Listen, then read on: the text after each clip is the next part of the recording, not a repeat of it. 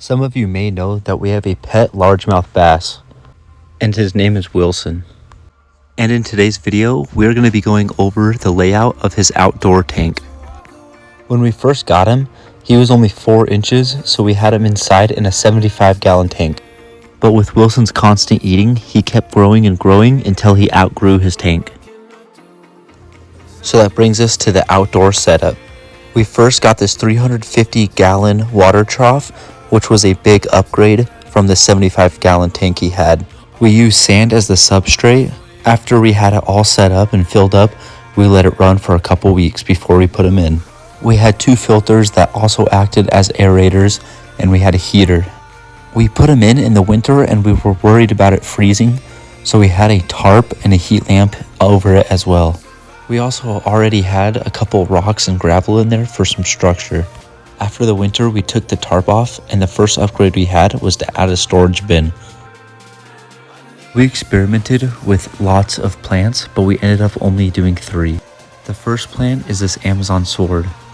We actually ended up buying 2 of them. Here they are in the tank.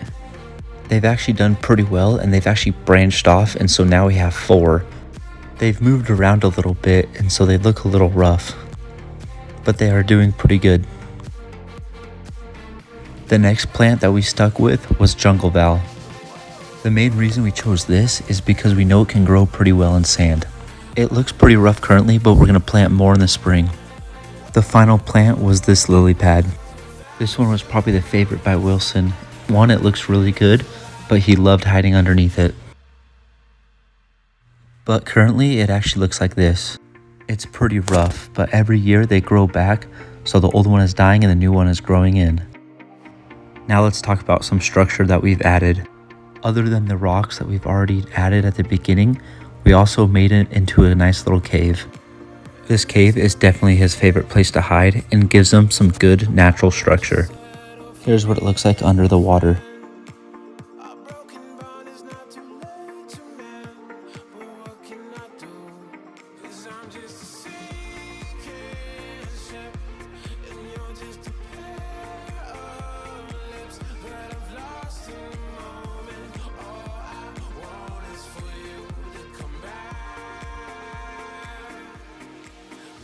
The next piece of structure that we added was some driftwood.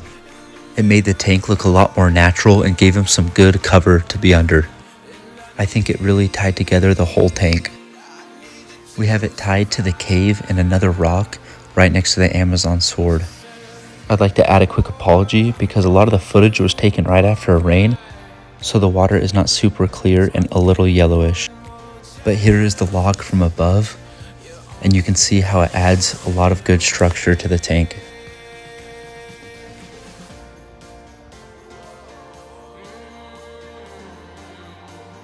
Some more structure we added was this rock pile around the lily pad.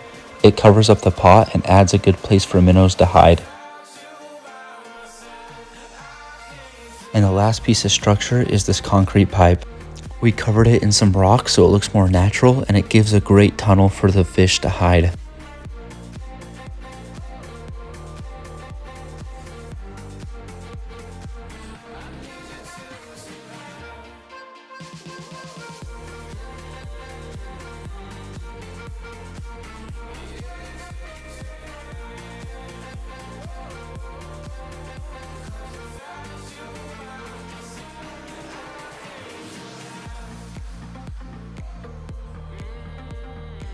Now we can talk about the other fish in with Wilson.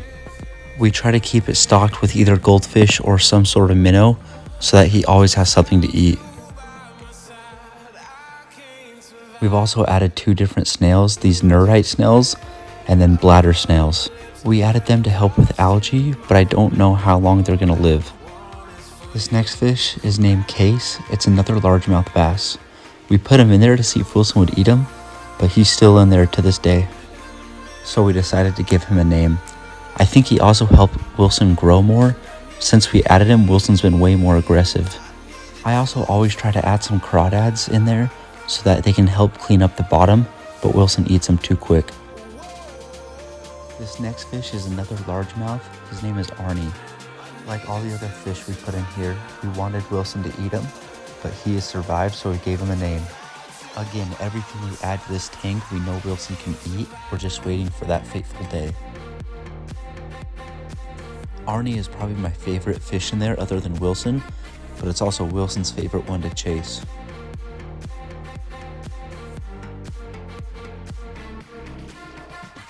The next fish is Perry the perch. He has been in here the longest other than Wilson and has been through the most. I have seen him in Wilson's mouth multiple times, but he always manages to get away. The last two fish that seem to survive are Lad and Larry. They're both loaches. So here's the tank currently from above. The lily pad, rock pile, and concrete pipe on the left, and then the driftwood and cave on the right. And then here's a 360 from underwater.